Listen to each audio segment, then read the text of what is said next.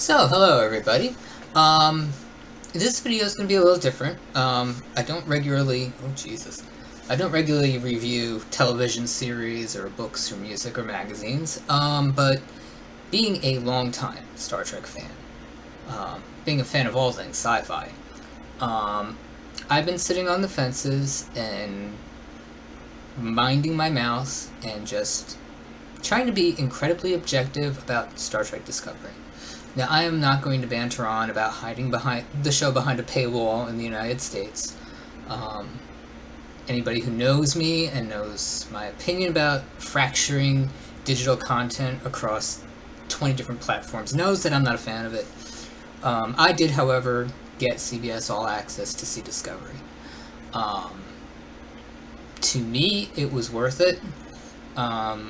Just because... well, let's put it this way. I'll frame it this way. I keep an open mind when it comes to Star Trek. There are core tenets to Star Trek that have remained true through every series. I do, however, recognize that just like Star Wars, Trek can fall into a rut very fast. It is confined directly by the core tenets of Gene Roddenberry's vision for Star Trek to where you can go with storylines, and it puts itself in a rut very quickly. Star Trek almost died once, and a good portion of that near-death experience was, believe it or not, spurred on by fanboys. I'm not a huge fan of fanboys, and I'll explain that. Fanboys tend to be very narrow-minded. Now, I'm not saying that in a bad way. I understand the desire to keep the core framework of a intellectual property protected. But, especially in terms of Star Trek, what we were noticing is we were falling into a rut. Part of it was it became self-indulgent, where you had the technobabble, and you had storylines that were just mirrored through every series, and you always went to the mirror universe, and you always had a time travel episode, and you always had a time loop episode, and after a while it just became so insular, and it negated new people coming in to watch the shows, enjoy the IP, enjoy the lore and the universe, and get invested in Star Trek. And you saw this year after year. The television series were declining in ratings. The movies were, making less and less money. And, by the time the Next Generation movies were starting to be made,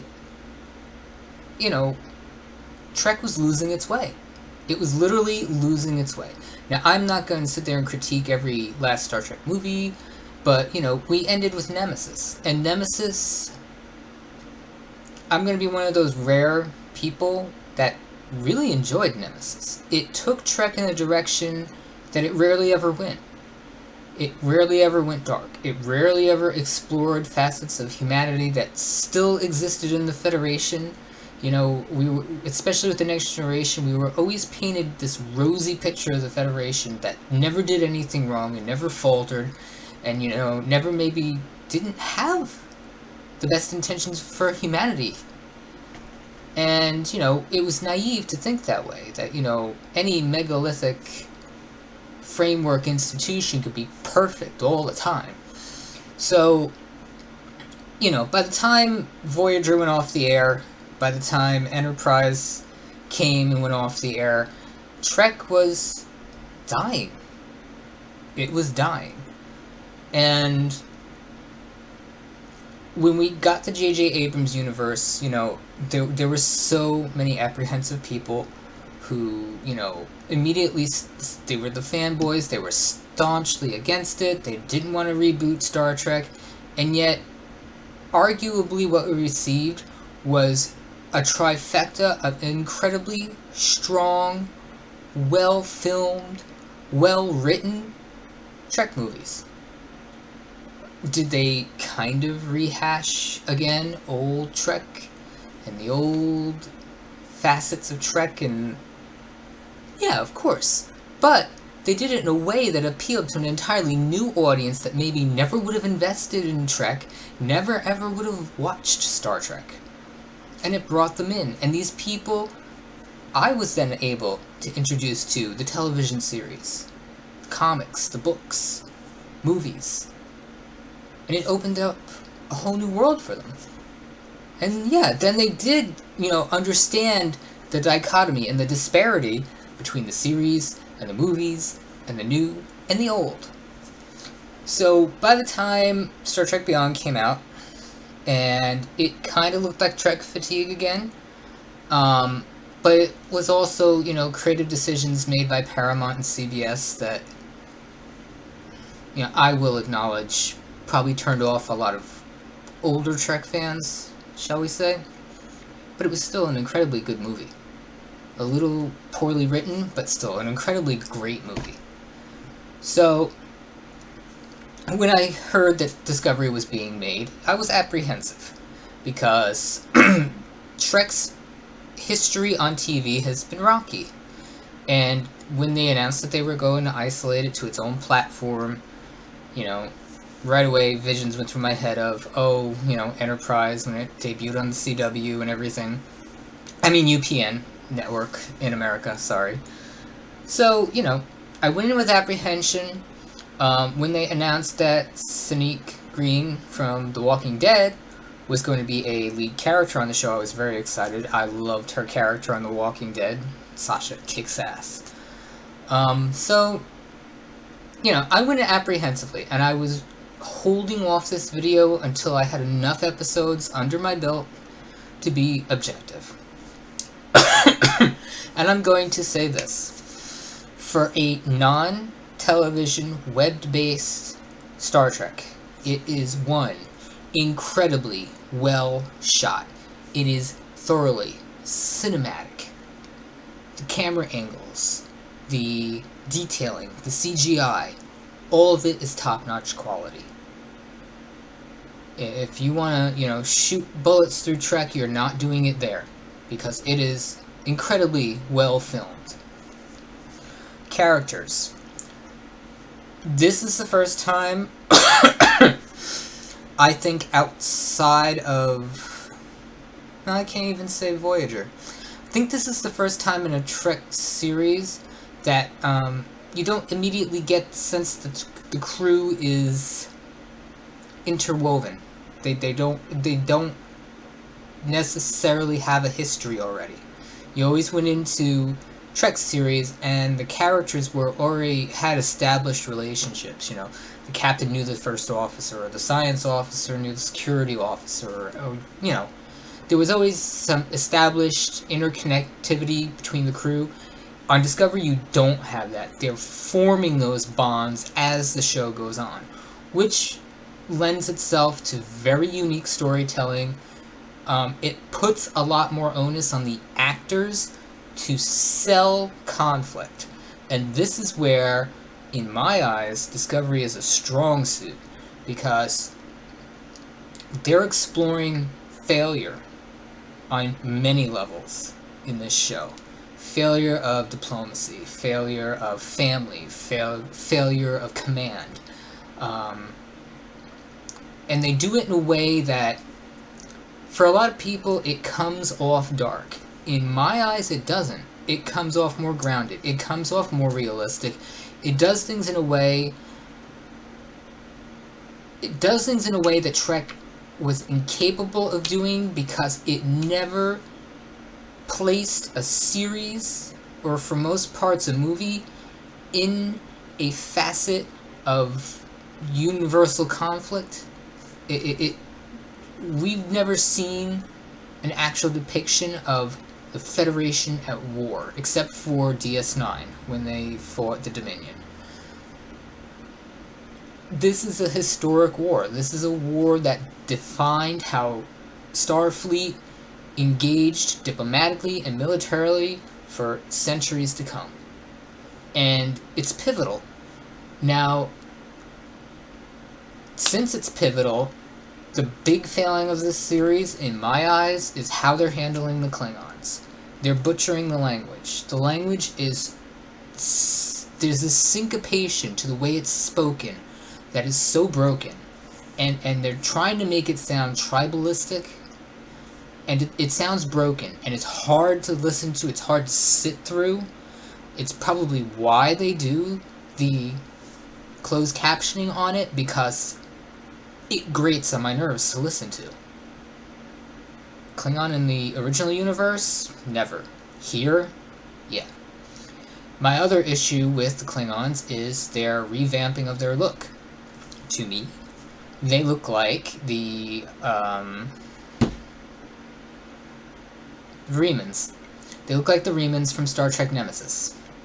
They have a orc look to them. They're space orcs, which, you know, to me kind of makes them campy. It kind of, you know, detracts from the threat that they're supposed to be. They're supposed to be this, you know, warrior race that holds honor above everything, that holds their race, the unity of their race above everything, and view Starfleet as an invading threat. They don't buy into the concept of the Federation. They don't buy into, you know, we come in peace. You know, that they framed really well in terms of how the Klingons view the Federation, but they kind of what they're trying to frame as Klingon culture comes off wrong. It doesn't fit.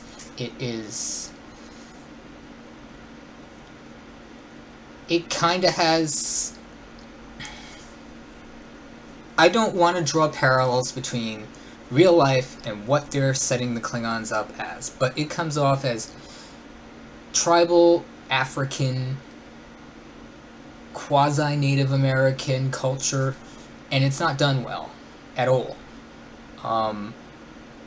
That being said, they have a lot of potential to deal with a lot of the things that went on even well after the Klingon War, with the 24 houses, with the conflicts between the houses, the deception and the treachery between the houses, because, you know, even when the Klingons were unified during the war, they weren't completely unified, and there was still conflict between the houses, conflict in direction. It's what led to the stalemate and the peace with the Federation eventually, was that the great houses just, you know, could not maintain unity. So, you know, in that aspect, Discovery has to improve. If the only bad guys that we're going to be faced with are Klingons, they need work. Now, the other introduced character, and I'm not trying to spoil, so be warned, if you haven't watched the series, spoilers, Harry Mudd. Rainn Wilson, as Harry Mudd, could be great. His acting comes off forced. His introduction was... I don't know. Like he's going to fill a role of conflict and storytelling that, again, it's where some of the weaknesses from the series fall on, because it can't let go of its past. Star Trek has this horrible knack of dragging itself back into the muck. And by muck, I mean the elements of Trek that make people sit there and roll their eyes and go, ugh. Because that's what you get. You get tribbles. And you get, you know, characters that were so unessential to the series to begin with, and we're getting them in this series. And, you know, from what the preview I saw is we're going to get a time loop episode, and they're already talking about mirror universe episodes. And this is where, you know, one of the biggest faultings for The Next Generation was its entire first season was like rehashes of episodes of Prime Trek, and it was horrendous, and it was treacherous, treachy, and it was just grating to see something that has a lot of potential stuck in its past. And this is where Discovery has a chance to really do what a Trek series needs to do. It needs to depict a Federation at conflict with itself in a period of war. They're heading there. Lorca, Jason Isaacs, is an incredibly gifted actor. He feels like he's being restrained. And I don't know, we're going to see more. We're going to see more of him. We're going to see more of the direction that he takes and his, conflict with Starfleet. How far they're willing to go to rein him in, or if they're just going to take the leash off and let him do what he needs to do. The other aspects of the series that don't necessarily bother me, it's set 100 years after Enterprise, supposedly. So, the technology aspect, this is something that, triggered a lot of people with the Abrams timeline, the Kelvin timeline movies. For me,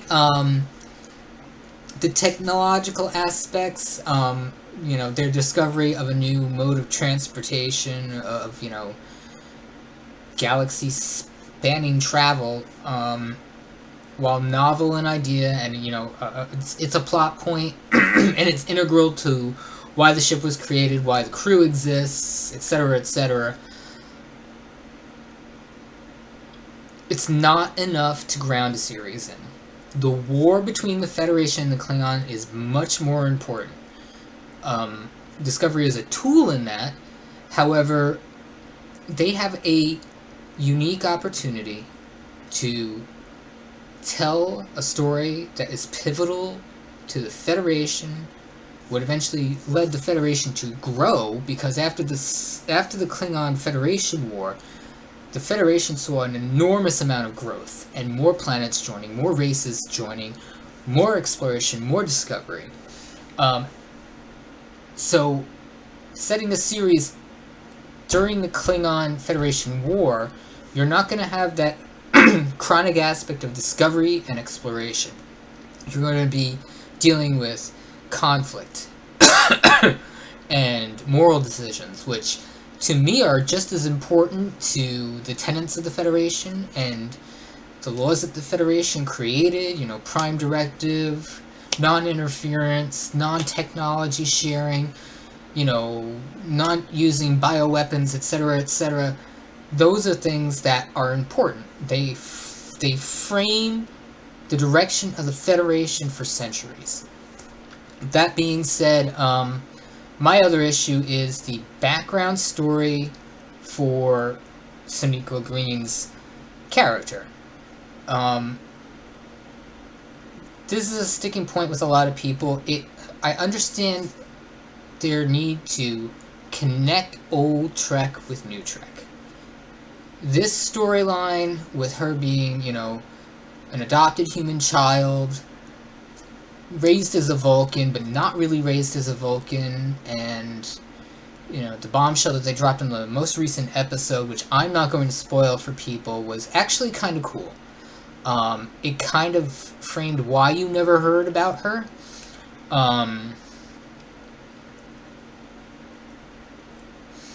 The intergalactic mind meld telepathy thing is also another sticker with me.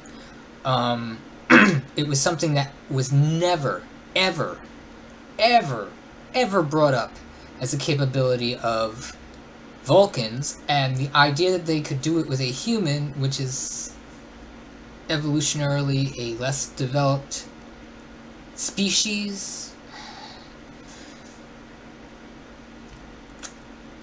I hope they don't rest too much on it. They've done it for 2 episodes already, so I'm hoping it's something that they don't,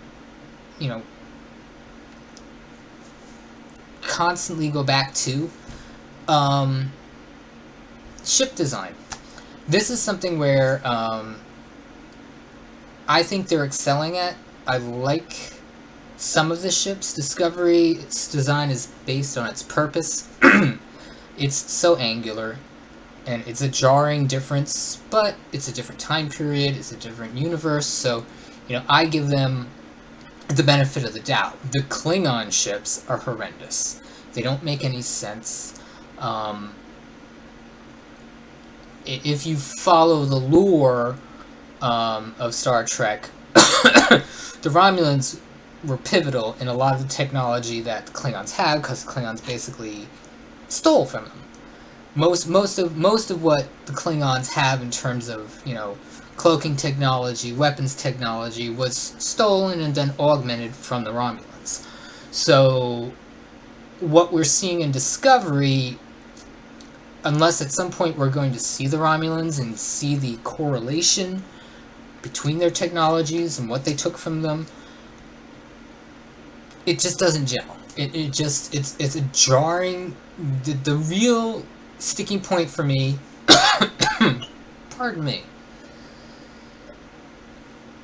The real sticking point for me is the Klingons, because they're going to be a pivotal element of the story, of the entire plot, the entire driving force between storylines. I just hope they strengthen the Klingon aspect, because it's already been renewed for a second season. I think it deserves a second season. It has so much potential. They handle storylines really well. They're able to serialize, which is something that Trek has rarely, if ever, done. You know, they've usually only done that for, you know, a total of maybe 2 episodes. They're doing this for an entire season. So you get this, you know, it caters to binge watching, but it also gives you this congruous storyline for an entire season. So you get, you know, you maybe don't necessarily get what you used to get from Trek, where every episode was isolated. You didn't have to start from the beginning to get the gist of what's going on. But in this day and age of binge watching, you don't need to worry about that anymore. And that's where this is probably going to excel as a Trek series, because you're given this huge swath of 13 episodes to tell a story, instead of having to squeeze you know, a moral conflict, a social conflict, a Federation edict, all into one episode of, you know, 45 minutes. That's where this is going to excel if they keep the writing up. The writing has been quite good. I will give them that. But, as I've said before, we're already getting inklings of tropes that they're going to fall back into, with time loop episodes and time travel and mirror universe, which for me is going to be some of the weaker points, because after 5-6 television series, I don't need that anymore. I don't need the gimmicks. I don't need the fallbacks. Don't get me wrong. Some of the series handled those episodes magnificently, especially The Next Generation. The Next Generation, in its later seasons, took some of those tropes, like the mirror universe, time travel, time looping, and excelled with them. They handled them in such a great way. I'm not sure that's going to be the case again. I could be wrong, again, because you're dealing with... These episodes are going to have an impact for a whole season, not just one episode. So, to sum things up, for anybody who's on the fence and is not sure about watching the show, I will say this. Don't buy CBS All Access until the season is over, because you're going to want to binge watch it. It's not on USA Netflix. It's a stupid decision. It may go there. We don't know. We haven't seen numbers from CBS to know where they're going to go in terms of distribution of the show after this. It's already renewed for a second season, so it has to be doing well enough for them to feel that they, you know, warrant spending. They're spending somewhere in the ballpark of, you know, $5 to $7 million per episode. So they must be getting a return that they're looking for. It must be, for the bean counters, it must be doing what they want. So, don't get CBS All Access until the first season is over. It's $5.99. Buy it once. Binge watch the whole series. And then cancel if you want, and wait till the next season. The reason I'm saying this is because you need to enjoy it. You need to get a full season under your belt to frame whether or not you're going to continue to like watching the show. That being said, 5 episodes in, I'm enjoying it. They have me hooked for a second season. The other thing I'm going to say, if you are an old school or fairly new school fanboy who, is hung up on Federation standards, Federation rules, Federation ship design, character tropes, morality that Federation tried to instill as, the edict and guide for humanity, let it go. Let it go. Suspend the way you frame Trek and the way Trek has been presented to you for the last, 25 years. Put that aside. Come into this with a fresh mind. If you were able to go to the theaters and watch the J.J. Abrams Treks and appreciate them for the newness and the fresh direction that they added to Trek while keeping true to some of the core tenets of Trek, you're going to get a similar experience, if not a better experience, out of Discovery. And for someone who has watched all the series, all the movies, I can tell you, as a Trek fan, as a fairly hardcore Trek fan, Discovery is worth watching. Discovery is worth giving a chance, even if you only watch one season and go, it's not for you. I encourage you to watch it. Thanks, guys.